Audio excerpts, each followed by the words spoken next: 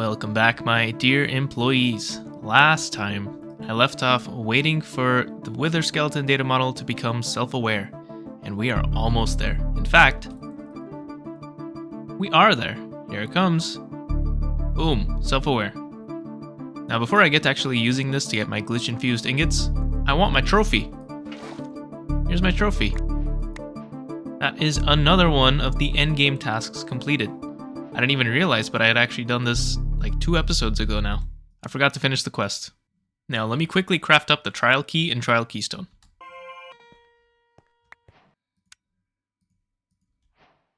Now to continue, I need to attune this trial key. I had to make a second one, by the way. The first one was consumed in making the trial keystone. But I need to attune this by having it in my inventory, along with a deep learner that has the self-aware model inside of it. And now I need to go kill that same type of mob, which in my case is a wither skeleton. Here's our unfortunate victim. Okay, this has been attuned. And now, I'm not sure, but whatever it is, I'm not doing it in the nether. Now I'm back at the base, and I've sectioned off a 15 by 15 area with the trial keystone at the center. I'm gonna put my trial key in here, and once I click start trial, I'm gonna have to beat 7 waves of wither skeletons. That's gonna suck. And I'm pretty sure I need to not leave the confines of this, so I put down some dirt. I'm pretty prepared for this. I've made potions of fire resistance. Because, you know these skeletons.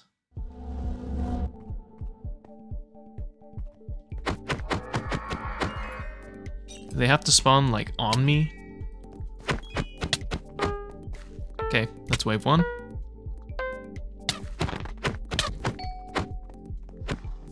There was the first glitch. Oh, nice, they're fighting each other. Wave 7, last wave. Oh, I need to, oh shit, I had to observe it? Man. Hopefully another one spawns. Loot hoarder, what? I gotta observe this, no.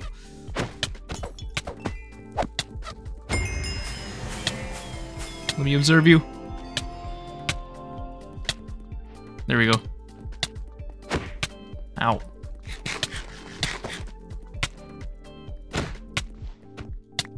Alright. That was that.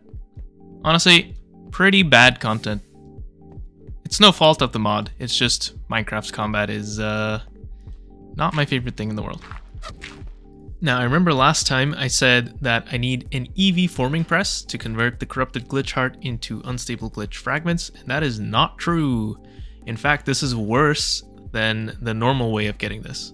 So with the glitch heart, all I need to do is left click a piece of obsidian, and that gets me 3 unstable glitch fragments. That's better than the 1 I would have gotten from the forming press. Now to make the glitch infused ingots though, there is a mixer recipe. It's an EV mixer recipe, but you can do this in world as well.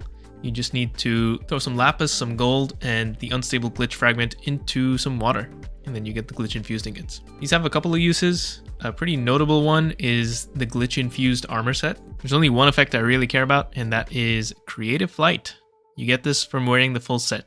The full set though needs a quantum star and tungsten steel and more nether stars, so it's kind of pricey. I can't really get this at the moment. Anyway, that's not what I'm in this for. I need the glitch infused ingots to make a runic altar for Britannia. This thing. I only need 2. Alright, let's try this out. Glitch, gold, lapis. That was easy. Also get a system glitch soul. I don't know what to do with this. Kind of scary. Kind of weird. Gonna put this away. Another day, another extremely closely supervised infusion. Ooh, that's a pretty big loss per cycle. This might not be stable enough. Surely nothing will go wrong, right?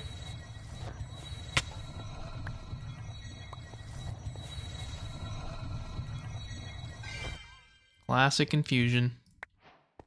All of this was so that I can make some frickin' runes of capacity, dude. Oh my god. Okay. We could probably even make the augmented capacity. Or both. Oh, this kind of multiplies the number of runes. That's kind of nice. Yeah, it might be worth it. Okay. I'm gonna get to work. I should probably make some sparks. That would probably be very wise of me. Look guys, I got sparks. I should probably look into making an elven gateway, to be honest. These spreaders are so bad. So bad. I'll sit through this for now. It's okay. Oh yeah. Finally, some runes of capacity. There we go. Which means I can finally use the block of Ardite to make a magician blood orb, with which I can make some ritual stones, and in turn, a master ritual stone. Oh, finally. And I get 32 ritual stones as a reward. Nice. Now I'm probably gonna have to upgrade the ritual diviner to be able to place dusk runes. That is pretty easy though, luckily. Nice and easy. I'm also gonna need a greater Tartaric gem. This does need demonic slates though, which means I need to make a tier 4 blood altar. I have a couple of extra blank runes, so let's do it. The tier 4 blood altar caps in this mod pack are skystone. I have plenty of that. Here's a neat little trick. You can use the altar diviner, which came from one of the quest rewards, to visualize and place blocks. Pretty nice. And now it says I'm missing a large bloodstone tile, but what I'm actually missing is the tier 4 altar caps, which are skystone. So let me go get some. I wonder if it just works with skystone. It does. Wow. Alright, I need a couple more blank runes. And I have a tier 4 altar. And to prove it, I'm gonna make my first demonic slate. Nice. And while I'm at it, I'm also gonna make a master blood orb. Because why not? Oh wait, this might not be enough capacity. Shit! Okay. Here is the greater Tartaric gem. Very nice. And the blood orb. Master blood orb. Which means we have Mark of the Falling Tower. Now I need to do this top ritual, the one that gets me thorium ore, and that needs a block of black quartz. I also need to actually set this ritual up somewhere, and I need sky access, and I need to figure out some way to make sure that it doesn't destroy the ritual when the meteor spawns. I think obsidian will do the trick, because there's no warded glass or anything like that in this pack as far as I can tell. The only question that remains is where do I put it? And I think the answer is up here somewhere. Maybe like right here, honestly. Or maybe on top of this. I don't know. I'll find something. I'm also taking a quick little building break here with the exchanging gadget. This thing is cool. I'm trying to find a decoration for the blood altar room that I'm happy with, and I'm kind of struggling. I think this is pretty good actually. I don't know what to do with the walls and the ceiling. And also I changed my mind about where the Mark of the Falling Tower ritual is going to go. I think I'm gonna have a corridor that goes kind of this way, or maybe diagonally out this way could look cool. And then a platform that's kind of levitating or hanging off at the edge kind of, and that's gonna be where the meteor lands. That's what I have envisioned, but we'll see if I can actually make it happen. Hey, this does look kind of cool. I'm not so hot on the nether bricks, but I like the color scheme at least. Nah, I changed my mind. I kind of actually do like it here, but I've decided I'm not going to put it on top of this thing, because I looked at this and it kind of looks like the Eiffel Tower from Expedition 33, so I'm just going to leave it. It's kind of cool. That game is great, by the way. Anyway, I'm just going to build my ritual over here. Now let's get this thing going. Here's my block of black quartz. Now I have no idea how big the meteors are in this pack, so I'm just going to build up kind of a lot-ish. Oh, I'm close to the build limit. That might be a problem. We'll see. But I'm going to place a 3x3 obsidian square here to block the meteor from crashing into the actual ritual. I'm also going to do a backup. And I think I actually have to wait quite a bit. I need to get my life essence up to 500,000 before I can do anything. Might be time to scale up my bloody chicken production. A little while later. Let's do this.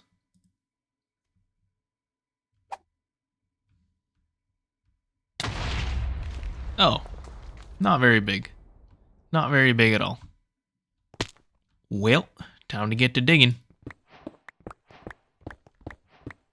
Alright, nice big haul of thorium. Let's take a full stack and let's get to transmuting this stuff. Now, to convert it into uranium-238, I need to do a starlight transmutation, not in a chem bath, but in world. So I do have a collector crystal that I got from a quest reward. I really, really hope I can pick this back up when I place it, because it has some pretty insane stats.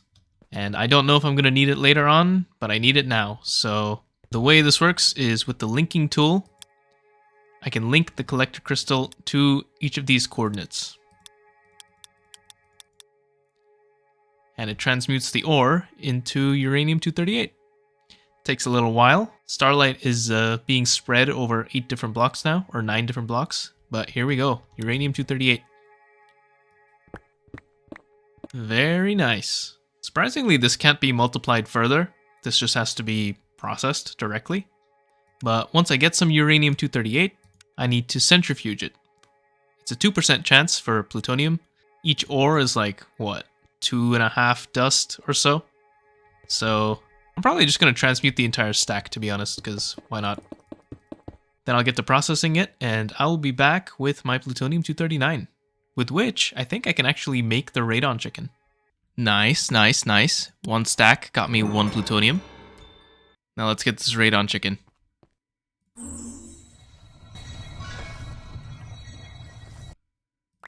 How strange. The quest requires a quantum eye as a prerequisite, but you don't need that.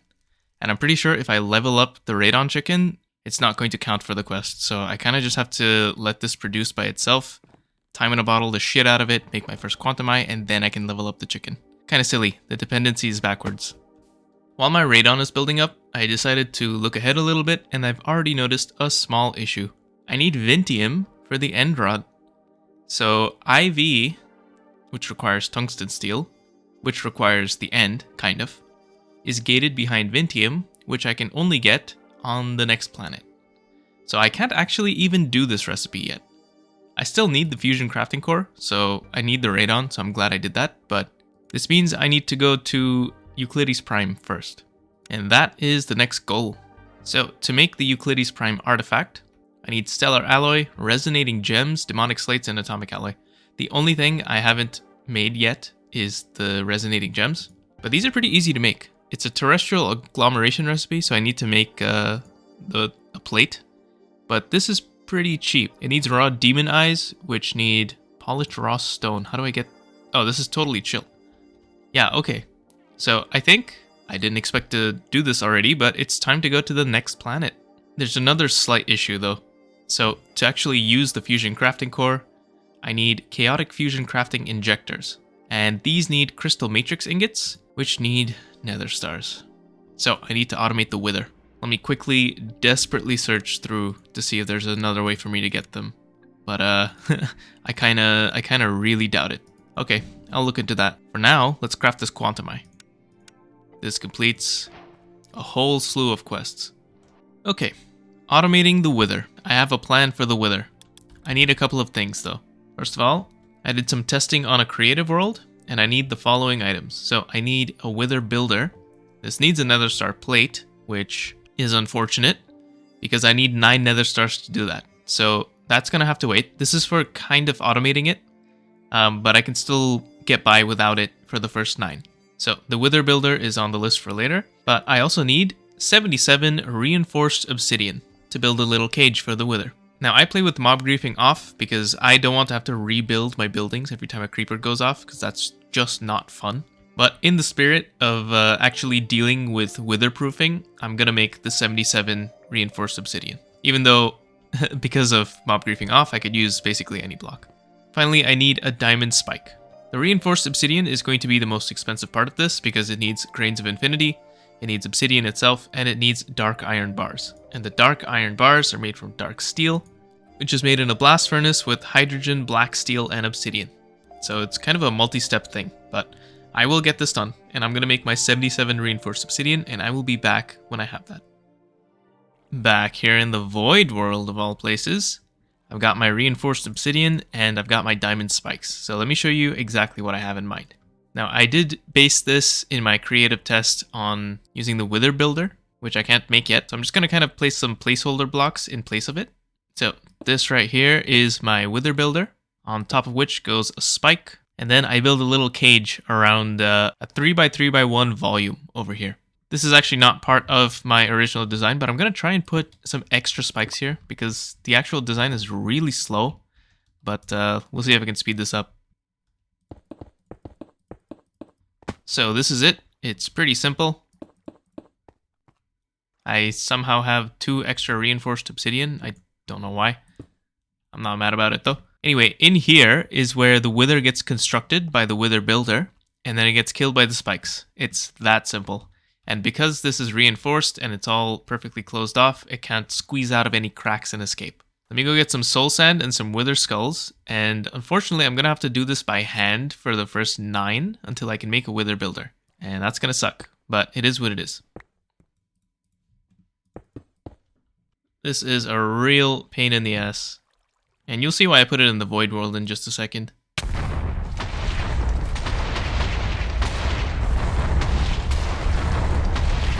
Yep, that's why.